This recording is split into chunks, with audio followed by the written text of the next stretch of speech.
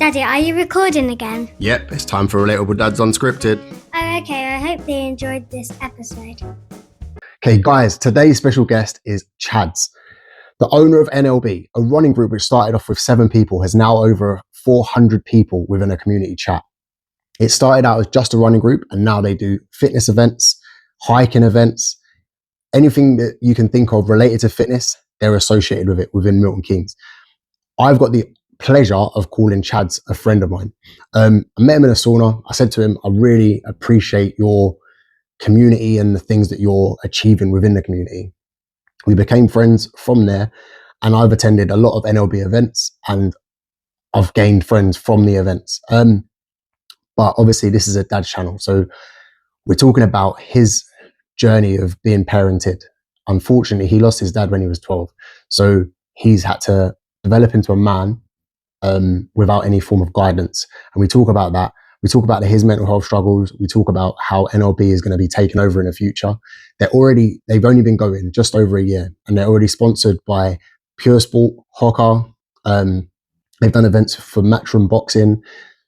They're a fast growing company, a fast growing running group fitness community, and the community is something special. So we talk about that. There are a few laughs, there are a few sad moments within the episode, but please like, comment and share and let us know your thoughts on the episode. We really do appreciate it. Thank you very much. Action. Welcome back to Relatable Dads Unscripted. We're figuring out fatherhood one honest conversation at a time. Today, got the main man Chadz from NLB. Yes, sir. What are we saying, bro? Good, man. What are you saying? Good? Yeah, man. All good, man. Thank you. All right, so today we wanted to talk a little bit about why you set up NLB. Yeah. And then we'll talk about your own fathering journey. Yeah. No kids yet? No. Yeah. Thank God. I'm not ready that. I'm not ready for it? No, I'm not ready yet. He's ready, man. No. That's not what you were telling me the other day. Yo, you're gonna get me in trouble. I'm not ready. Okay, so we'll start off from the top. So who you are, what you're about, where you're from, and then we'll go from there. I'm Shadrach, the owner of NLB. I'm a boxer as well, looking to be a professional boxer in 2026. Okay. That's who I am. So what is NLB? NLB is Nobody Left Behind. Is essentially what started as a run club back in 2024, and now it's built into just the fitness community where we do more than just running. We do, calisthenics. We do high rocks training. We do social events. We do a lot of things and hiking and stuff like that. The hikes. I'll put it out there for you. Yeah, the hikes. So we do. I think the vision behind it is like anything fitness related, we've got you. Okay. So yeah. So what made you set it up in the first place? I was really going through some tough time when I was living in Derby. And then Derby's a shit time. That's probably why you was having a tough time living there. Living in Derby was it's a story in itself. And then I was obviously coming home once a month, and then I was going through a really tough time mentally, obviously with the boxing and everything else. And I was like, kept seeing videos on TikTok, Instagram, of like running. There's a new thing. I was like, instead of me having to come down to Milton Keynes once a month and meet my friends once a month, we can do like a run club community with the boys. Essentially, it's meant to be just be boys. And I thought, okay, let me reach out to my guys. I reached out to them. 7 of us turned up, done the first one. I was like, we'll do this every single month. And then one of the guys was like, why don't you create a group chat? Reese said that. And I created a group chat just with 7 of us. And then someone was like, let's do it every 2 weeks. I was like, okay, let's do it every single 2 weeks. And after we done it once every single 2 weeks. And then everybody's demand was, we want it every week. And then we started doing it every single Saturday. And then I moved back to Milton Keynes, and then we've done it twice a week, 4 times a week. And the story goes on. Yeah, the community, that's one thing I always sell. I always sell the community. Yeah, I know. Everyone's telling me like, you literally love talking about NLB, which is good. So I joined there because I wanted to do a high rocks, and then I was like, I need to get my running up. Yeah. Obviously Jordan. You still haven't done high rocks yet. Shut up. Yeah, and that's what I was saying. Yeah. Jordan was like, come down, blah, blah, blah. And I was like, bearing in mind, I'm very into my fitness anyway. Yeah. But I'm always a bit like, social situations, I can't really be asked. Like, I don't do gym classes, nothing like that. So I was like, fuck it, let me come down. So I went down, saw like literally within 30 seconds of me getting out of the car, Luca was like, "Oh, is it your first time today?" Blah blah blah. You know what you're forgetting? You made me in a sauna. Yeah. Yeah, you didn't mention that part, right? No, but I'm saying like, my actual experience. Of Okay, cool. Because I spoke to you about it when we was in the sauna, blah blah blah. Yeah. And then I came through, and I've always said to you, like, take my hat off to you, like, mad credit, because you've created something special within Milton Keynes where a lot of people may be having their own personal struggles or battles, and then there's always someone to lean on within the group or someone to lean on within the community, which is like, obviously I set this channel up for like a men's mental health kind of perspective, but the amount of mental health help that you're delivering without even knowing about it, or like, I feel like that's like a massive part of why the community is so good. Yeah, it's a big part. I feel like even the people that don't come anywhere because they fall in love with running, like I see there's still like met up with people that they once met at NLB, and they always say like, "Oh, like, credit to you. Without a place at NLB, I wouldn't be able to connect with this individual. I wouldn't be able to find myself into whatever they wanted to do." Even people that are starting businesses or taking challenges, a lot of them said to me, "Oh, I saw you do this. I saw NLB keep striving in Milton Keynes. I thought, let me do my own thing with whatever way they wanted to go with it." So. But I've seen people come out their skin so much. Yeah. They've come in as like little shells of people. Yeah. And that's not any like disrespect, because everyone's like, some people are introverted, some people are extroverted. Yeah. But some people have come in like with like within their shell, and then they've just like blossomed throughout, just people being there, people being socially like very active. So like, honestly, credit to you, man. And I've always said it to you. And I know. You're not just doing it for the camera. I've always big drop for that. Thank you, man. So, quick icebreaker. You're a morning person or a night person? I'm a morning person. Morning person? Yeah. Why you look so tired then, Blair? All right. One thing that instantly improves your mood? Dance. Dance? Yeah, right. Bro, you should see this guy, I'm surprised he ain't got a TikTok for the dancing. But dancing just instantly just gets me on. Yeah. Yeah, I love dancing. After that hike, the hike when we went Seven Sisters? Yeah. The coach broke down on the way back from the hike. So we was in a service station for like 2 hours, 2.5 hours. Long time, man. And the hike was good. Yeah. The service station was my favorite part. Yeah, that's what everybody said. Yeah. It was jokes. We literally took over this service station. Yeah. Music blaring. Yeah. Like this full dancing, falling on the ground, falling over. Yeah. I need to get that clip. I'm gonna put that in there. At this moment, I'm gonna put that in there.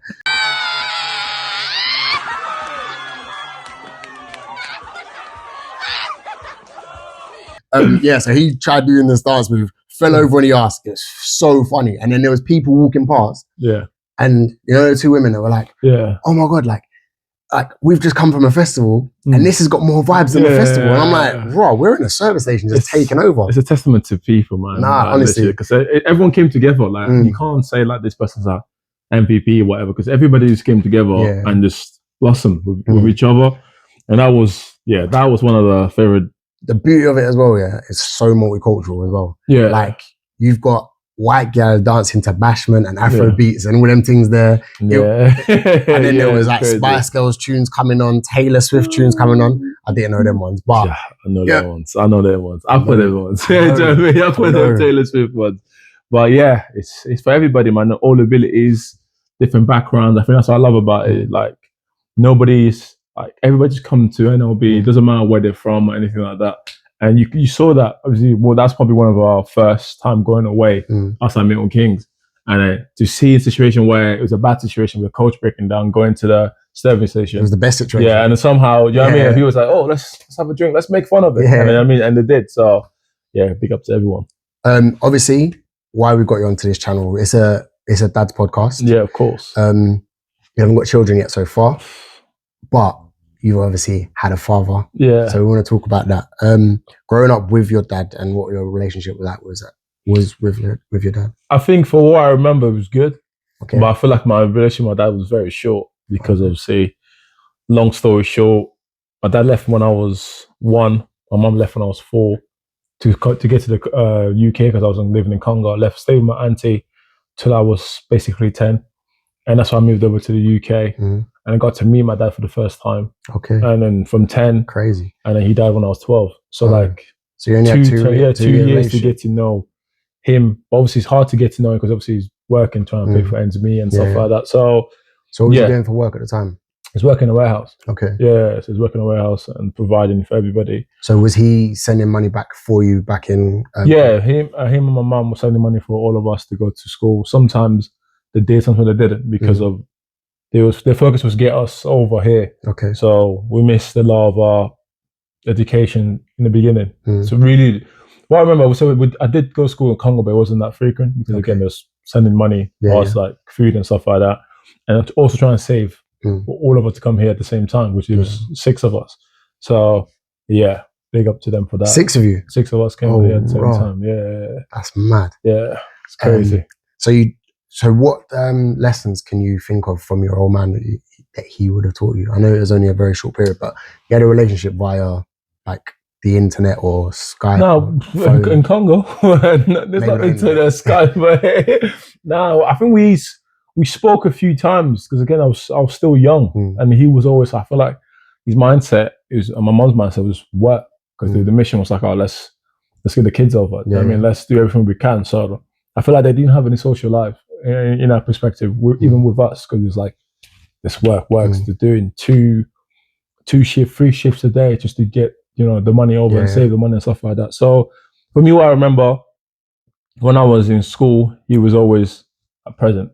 You know, with whatever we had going on, whether it was football, because he used to play football, he used to be a goalkeeper. He either can't take me to the games or come watch the games, and then had to go to work and stuff like that. So I think he did what he can. But one thing I learned from him was just how he was when he was in the house. He had like that aura. Do you know what I mean? Like, trying to describe that aura. My dad was very tall, taller than me. Do you know what I mean? I'm 6'4". My dad was probably, I think it was taller. Yeah. You know what I mean? And he used to, every time he get into the room. Do you think he's taller because obviously you're looking up to your dad?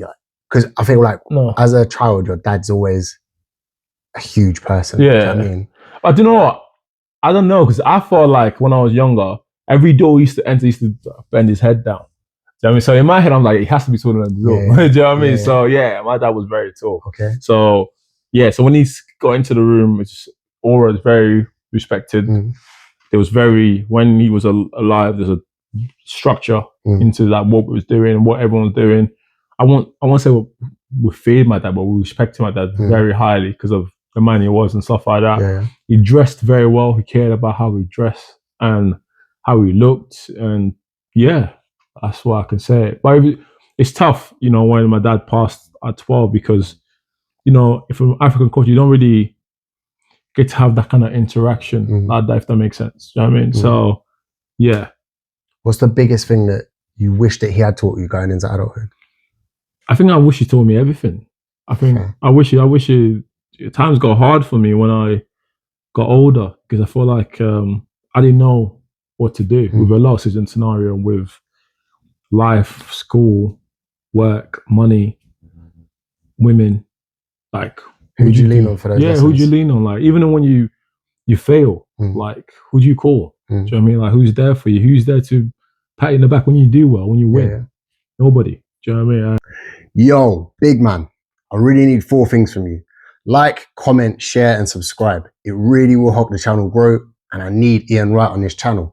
So please like, comment, share, subscribe, and now back to the episode. Thanks very much. And I had a lot of father figures that was there for me, like Tyrone. I remember he was one of my Irish teachers, an Irish maintenance guy in St. Paul's, that I felt like it was a father figure to me. But most of the time, like, nobody was there, because me and my brothers were all trying to figure life out ourselves. Do you know what I mean? So we're all kind of like young.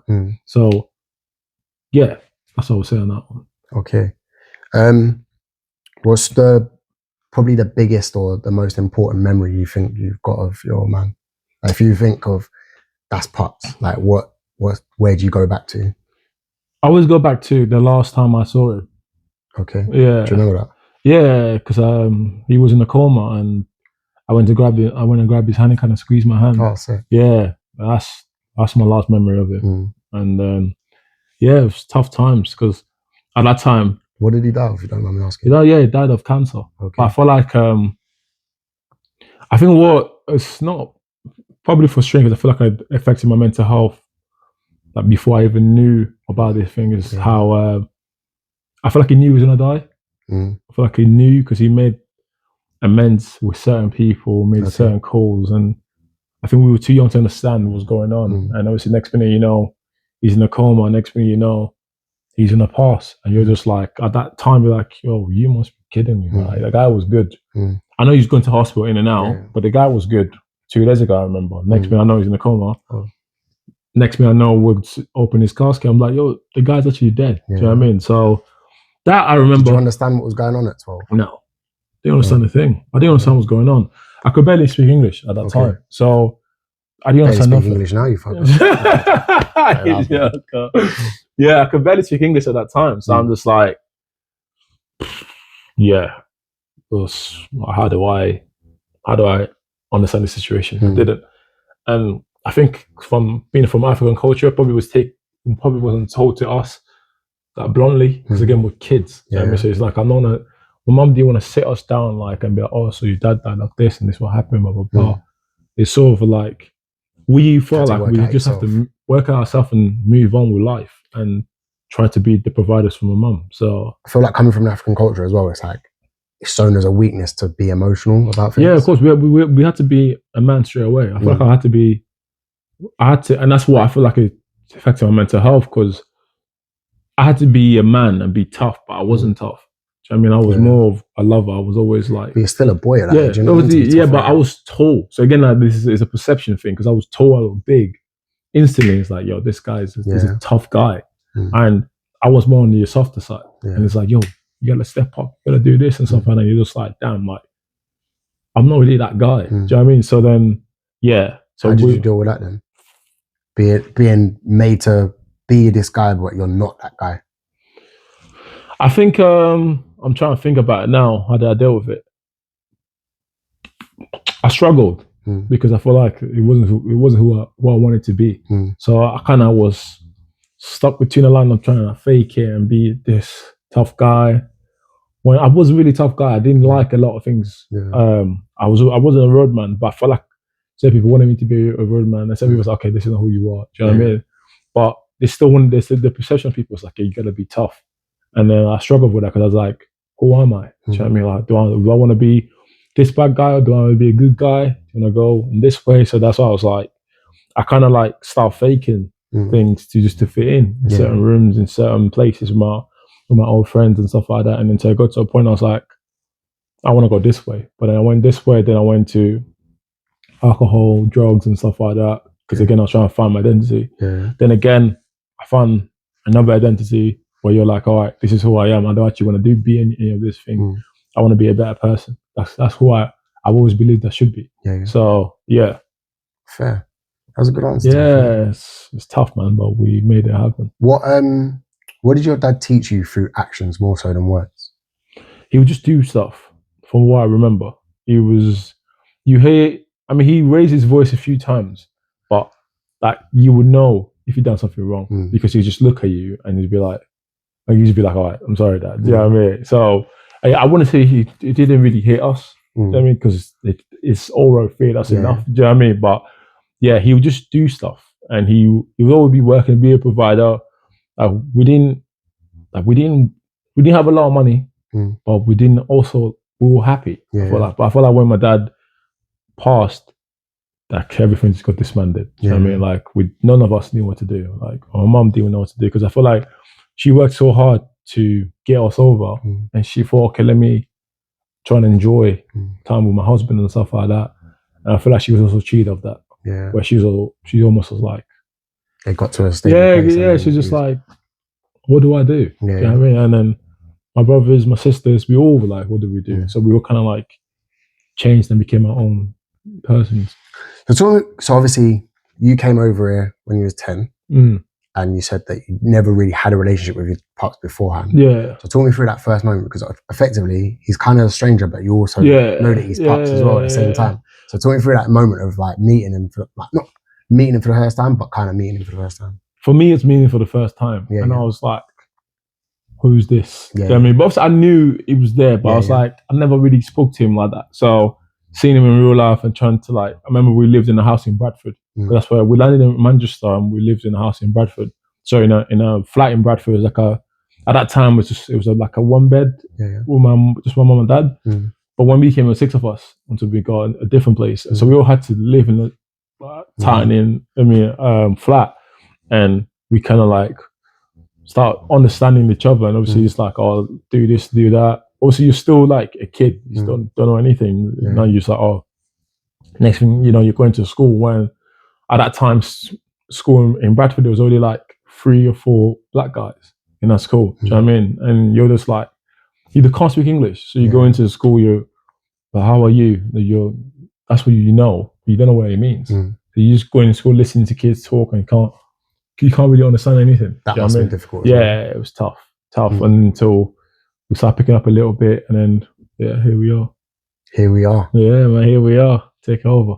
Taking over, yeah. That's what I like to hear. Yeah. So did you receive any bullying or anything like that from when you was in school? Yeah. I did. It was me and my brother really like protected me a lot of time, because we did in the beginning, because I guess we were big from the start, and everyone's like, oh, no, we're the biggest guy. Yeah, do you know what I mean? And obviously my brother would step up, and I was more like, again, more on the softer, chiller side. My brother took a lot bullying because my other brother went to secondary schools. We went to primary school, my other brother in secondary school, and he took some heavy bullying. And we was at a place in Bradford where it was quite racist, very racist, and I didn't get jumped. My older brother got jumped. Our house got broken into and stuff like that. But yeah, it's crazy. That's like Bradford time. That's one of the reasons why we wanted to move to London, or my mum wanted to move to the coast of London because of her sister lives there. Okay. And then, but she was like, she didn't want to live in London because she didn't want us to be like a London guy. So she was like, oh, where's the nearest place to London? And it was like Milton Keynes, a new up and coming city or town at the time. Yeah. And then that's when we moved to Milton Keynes. Okay. Yeah. So obviously I saw, is it the year anniversary? Yeah. And your speech. Yeah. I mean, you got me choked up, bro. No. I swear to God. I hear everyone was getting emotional about that speech. I planned it sort of, but word for word, I did it. I was like, oh, I know what the topic I'm going to say and stuff like that. And it just took over, innit? Yeah. So, yeah. So basically, when he done a year anniversary for NLB. Yeah. It was 1 year, innit? 1 year anniversary, yeah. Yeah, 1 year anniversary for NLB. And I couldn't believe how many people turned up in it 365 days. To have that much of an impact, and how many people turn up, was, again, kudos to you as well.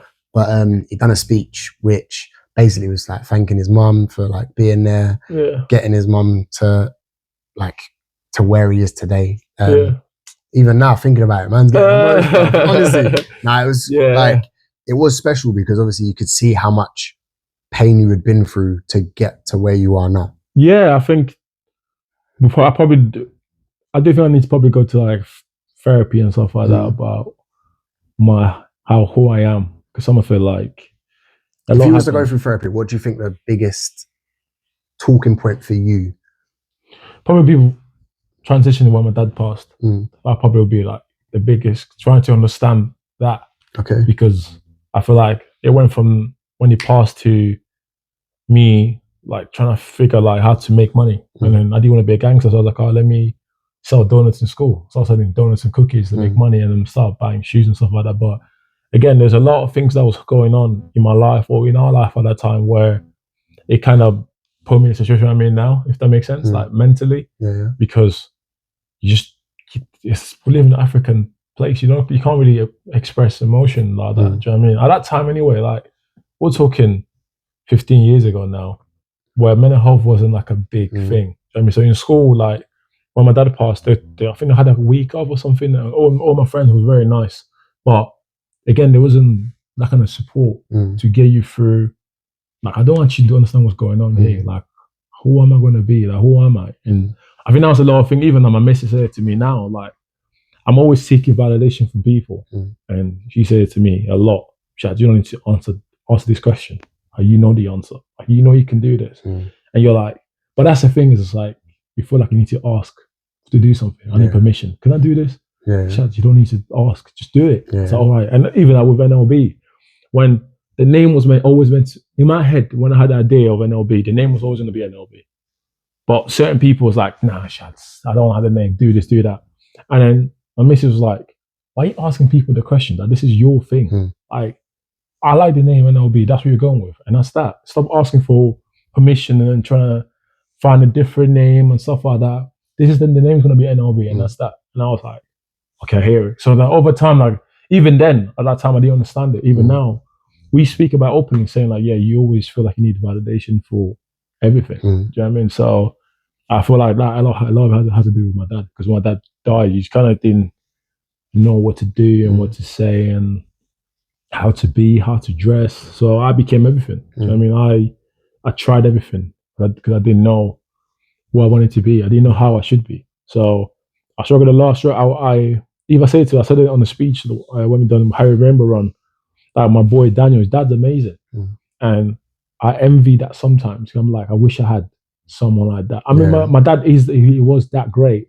But I wish I could show that. You know, like Dan can. Dan got with his daddy come and talk and give you speeches about life and ask advice. You asking for advice, he give you really good advice. He's a very nice guy. I look at him as a role model.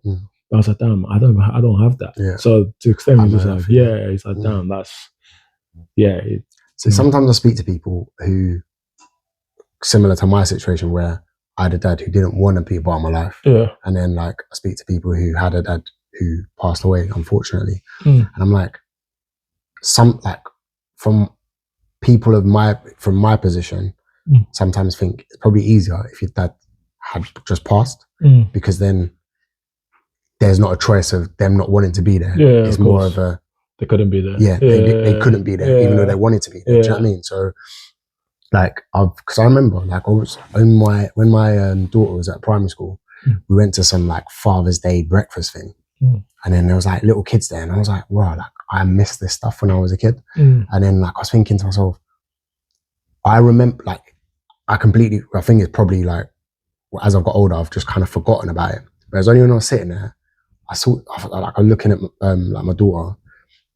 And I was like, I remember being in this situation and then telling people my dad was dead, because it was easier to say that my dad had passed than it was for them to be like, where's your dad today? I got that a lot. So I used to be like, oh, my dad's dead. So then they weren't like, oh, your dad don't care about you. Your dad's not here. Do you know what I mean? So I remember having those like thoughts, and I was like, but it was only when I was there with my daughter. So I must have deep buried that because and then it was like only like as I've reflected on over time and stuff like that, that I've been thinking, you know what, like it is actually horrible to not have your pups around, especially as a boy growing up.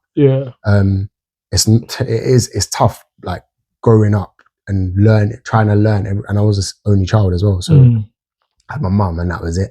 So growing up and then trying to teach yourself things where like my boy is not having any of those like issues because I'm going to be there. Of course, I see. Taking to Arsenal again and stuff like that. So I'm going to, like, he needs to, but even today when I always say to my kids, just know, if I'm dead, I always loved you.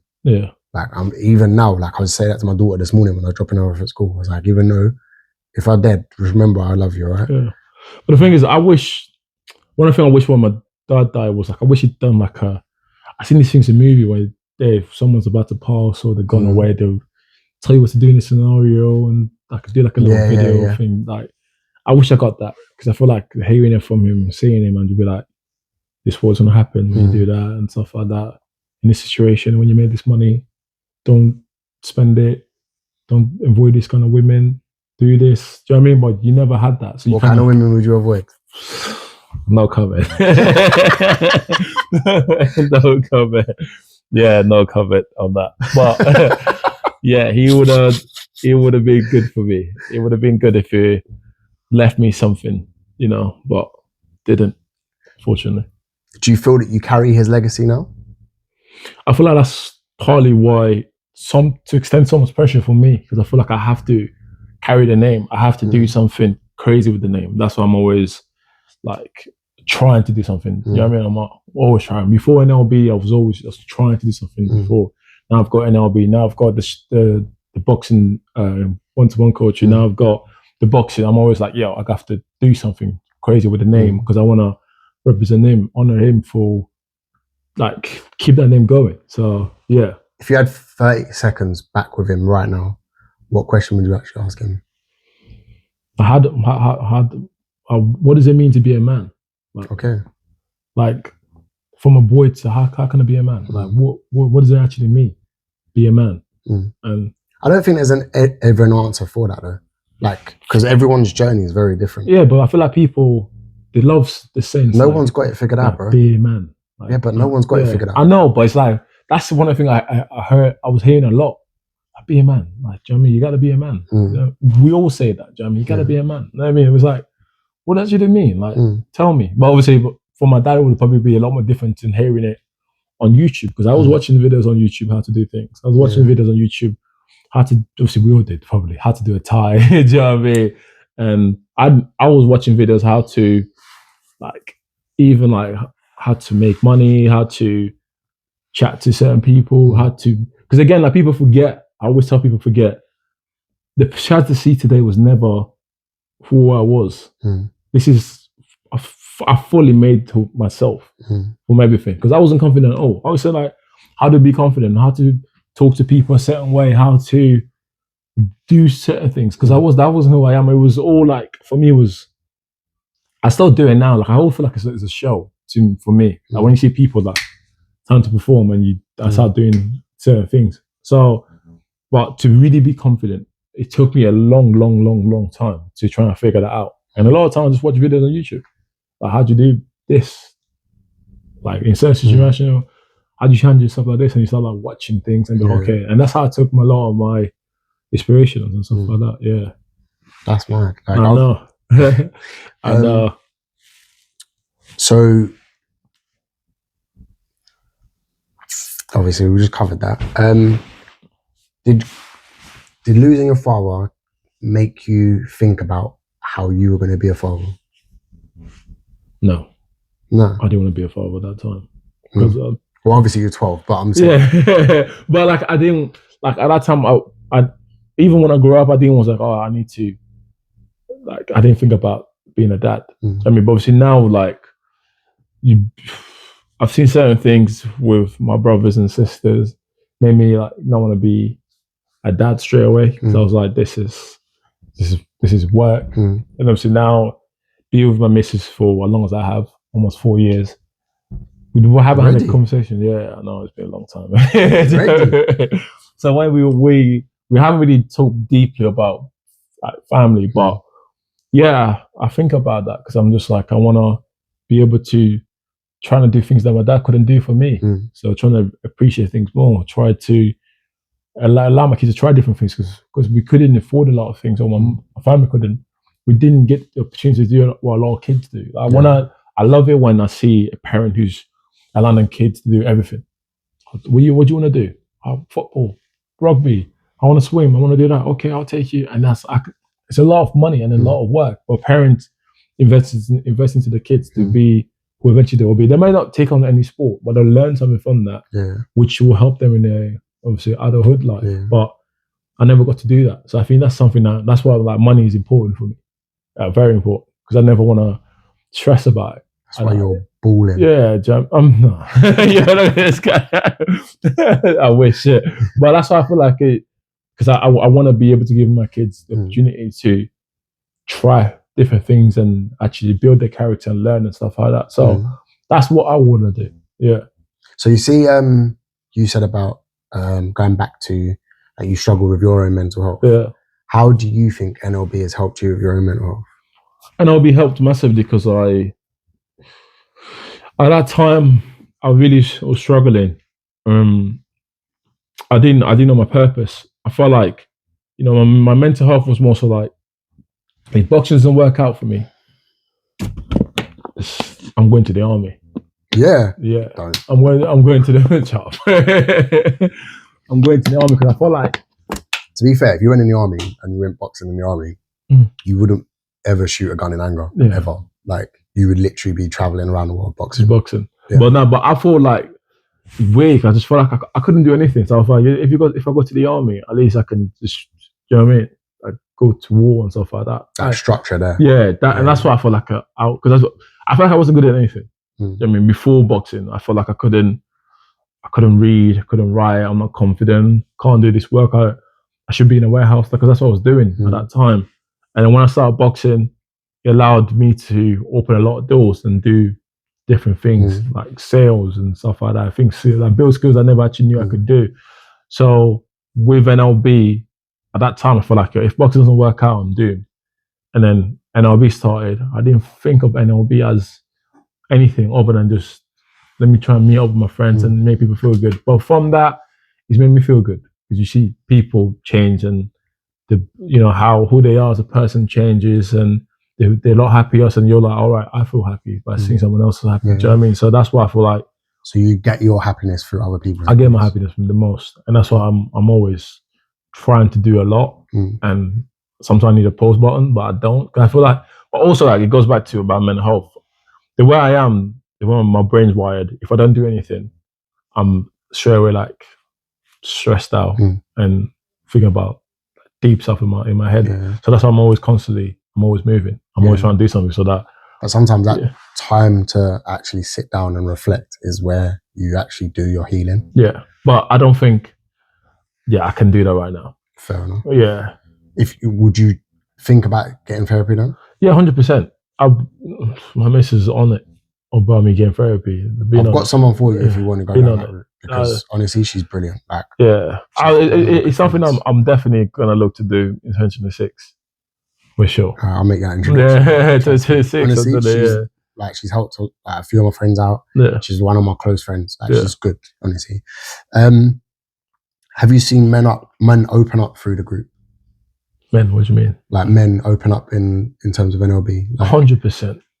We open up to each other all the time because of also in itself is pressure for me. And people don't understand like what kind of pressure I deal with because certain people they use NLB as like a place to help them with whatever they're going through. And you try to be the best version of yourself for them. And sometimes I can't be the best version of myself, but I feel like I not let them down, but I feel like that. So you feel like you have to uplift this standard. But you're also human as well. Of course, obviously I know that, but at the same time, because people it's crazy. People actually say that they look up to me to an extent with certain stuff. So you're like, I kind of have to be straight and narrow. Do you know what I mean? Which it's a pressure because you're like, I'm far off from being perfect. I'm far off from being even good. But people come to me and talk about how their life. And sometimes I look at it, I was like, if I think my situation is bad, I'm not going through what he's going through or what she's going through because they come and they're so open with what they say to me.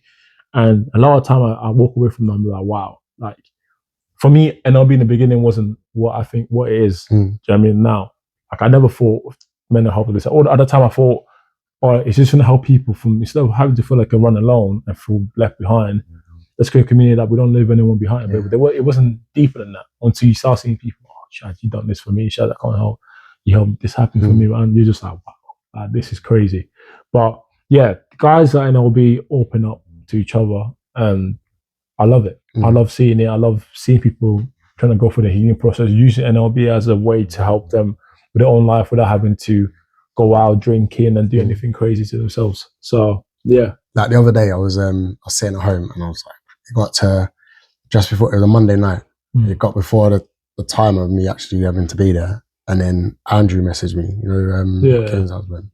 He messaged me. He was like, "You coming to NLB tonight?" And I was like, "All right, I'll come." But I literally wanted to go there just to go for a walk because me and him couldn't be asked running, so we just went for a walk. But like, I love Andrew to bits. Like, I think he's brilliant. Top bloke, such a nice guy.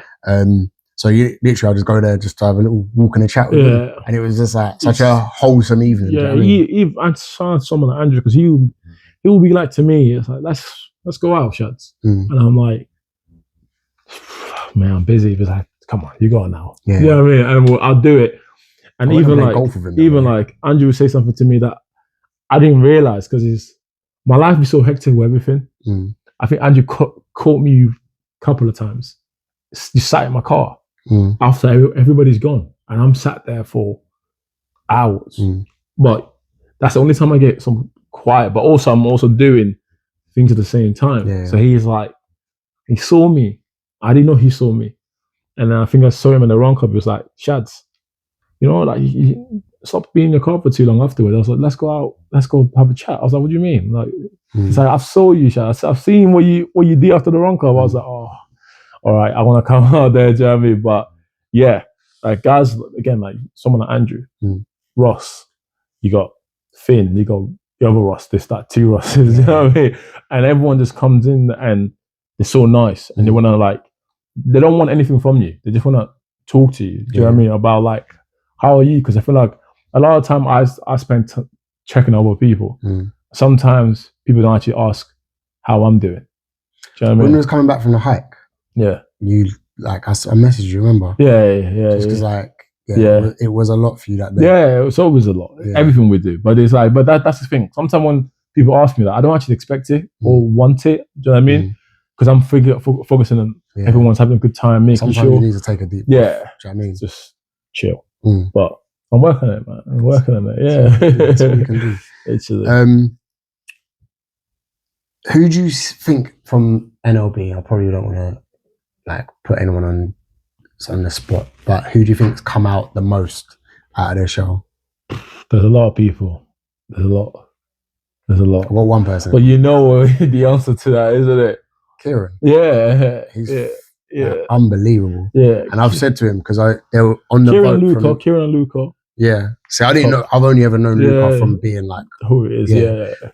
But yeah, Kieran, just the growth of him is unbelievable, and like he's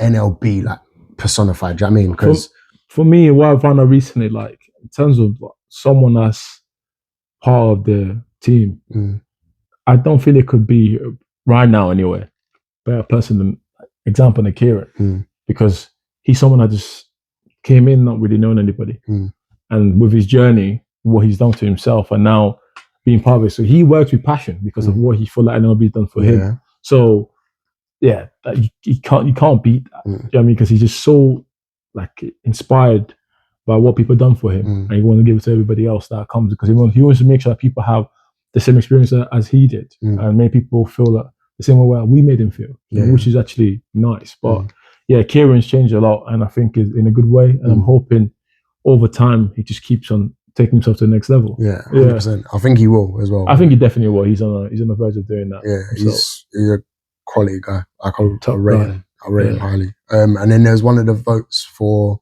the awards, and in my thing I was just like, there's no one else I can think of other than Kieran. I had to put Kieran down. I can't remember what the most improved. Nah, I can't remember what it was. And now nobody left behind. I think so. I was like, I can't put anyone else other than him because he couldn't win. But I know. But I said to him, I was like, I know I couldn't think of anyone else but you for that. So I was just like, I had to put you down. Ben's there though. Ben, nobody left behind. Ben does it. When Ben sends up to the Rock Club, he tries to help everybody out. He talks to everybody. You know what I mean? So yeah, I love Ben. From the moment I first met him, I was like, this guy's he's chilled, proper nice guy, really good guy. Okay, so where do you see the future for NLB then? Taking over the world. Fair. Yeah, and I feel like I'm working on something this month actually about this next year, the year after for NLB. But yeah, I feel like I'm not letting somebody tell me like what my barrier is or what my limit is. I don't even know my limit myself. I want to just try to take it to the next level, and we've inspired a lot of people, but at the same time, I feel like there's about 300,000 people living in Milton Keynes. We've got a lot of work to do, because they don't know who we are. Some people are not inspired by us or don't know that we exist. So I want to be able to get to those people. Even like MK, like we said it before in our events, people go to London, Birmingham, Manchester for things that we do here. And we want to build that Milton Keynes community. And that's one of the reasons, like, if opportunity came to me to get out of Milton Keynes and I'll do it, I won't take it. Because I feel like this is where I want everything to be. Like, we're sick and tired of going to other places. Let's actually build a proper, solid base fitness community in Milton Keynes so that people can have it on their doorstep. And if they want to go to Manchester, London, Birmingham, they can. It's not because it's not in the city. Do you know what I mean? So that's within a year, you've got NLB working with Everlast. You've got NLB working with Pure Sport, Hocker. Yeah. Like, Eddie Hearn. Yeah, see your mate. See that? Oh yeah. Yo, shout out to Eddie. Yeah, but like within such a short space of time, yeah, you've done so much, yeah, and like only from sitting away from it and looking at a bird's eye view of it, yeah, like the growth is gonna be special, bro. So yeah. I think that all the blessings and good luck. we to just you, have innit? to just keep going and go for the ups and downs like everybody else does, but don't let that deter us or take us away from what the goal is and the vision is. So that's how I look at it. Like every day for me, it's like it's an opportunity to get it, despite what's going on. Do you know what I mean? Despite anything, I'm always looking at, all right, what's next? How do we keep going? Because most of the time, people I don't think they fail. They just quit too quick, too early. Yeah. And be like, oh, I can't do it. It gets too hard. I'm like, what do you think this is? Yeah. Do you know what I mean? Like, this is not anyone I want to do. This is not even about like NLB or anything like that. This is just about life. Like, if you want to achieve anything that's a fraction of a true success, it isn't going to just be handed to you. Oh yeah, here's in the plate. You have success. Yeah. And that's you done. Well done. Never. You have it in the plate. You get taken off. You have to take the plate back. Get taken off. You have to consistently try to grab the plate. And it's just life. Because again, like things don't want to be like this. I think anyone that expects life to be like this are in a rude awakening because it's not like that. I know we're going well off topic here, but I feel like schools nowadays are creating kids that think that life is moving in that direction. Because false, like they'll be that if you my daughter's school and she's secondary school now, and one of her cousins was having problems in school, so they wanted to change her class. And they were like, oh, it's fine, we'll move your form. It doesn't work like that. And then another one of her cousins having problems in class. Oh yeah, we'll change your form. No. Like, you have rough times. Like, you can't go into any workplace and be like, oh, I don't like that person I'm sitting next to. So, okay, that's fine. We'll move you into a different department. It doesn't work like that. Yeah, of course. Like, you have to coexist with other people that you don't like. There's people in my work now I cannot stand, but I have to work alongside them. I'm sure they can't understand you. That's on them, innit? But when it comes down to working, if you ask me to do something, I'll do it. Yeah, of course. And I'll be respectful. I'll be polite. Blah blah blah. There's no reason for me to be rude to you. We don't have to be all friendly, go out for drinks after work. But we have to coexist in a workplace. Yeah, of course. That's just how it is. Yeah. But I feel like the kids nowadays are growing up without any kind of challenges. Every little bump, they're like, okay, we'll just move you into this road where it's smooth sailing. Not every road is smooth sailing. Do you know what I mean? Not. Like, sometimes you are going to hit potholes. Sometimes you're going to get a pop wheel. Do you know what I mean? You just have to keep going. Find a way to just get your car back on the road. Yeah, 100%. And to relate it back to NLB, that's what it is. Like, things ain't going to be perfect. I'm never going to be perfect. You have to realize, like, I went from just really all about boxing to having a community with over 600-700 people that actively came in over a year. Did I go to a business school? Did I go to university to learn this? You know what I mean? Nah, but you're in a position where it's like, yo, I have to learn on the job. And a lot of the time, every business owner I've spoken to, anyone with money, Chadz, what you're going through is what we all go through. And until eventually that we start figuring it out and we find like ways to make something to work for us. But everybody has a different journey. But a lot of time people think, oh yeah, it's gonna be perfect. But it's never that. So yeah. All right. So I want you to think back to 12-year-old you. Yeah. And his final thoughts. Yeah. 12-year-old you. And a little boy has just lost his father. Yeah. I want you to give him some advice. 12-year-old me. I'll say. In fact, I've worded that question wrong. You're you now. Yeah. And there's a 12-year-old child who's just lost his father. I want you to give some advice from a perspective of how you are now. My advice would be to find out who you are, and don't let people try to tell you who you should be without you actually knowing who you want to be. Don't put too much pressure on yourself to be the man.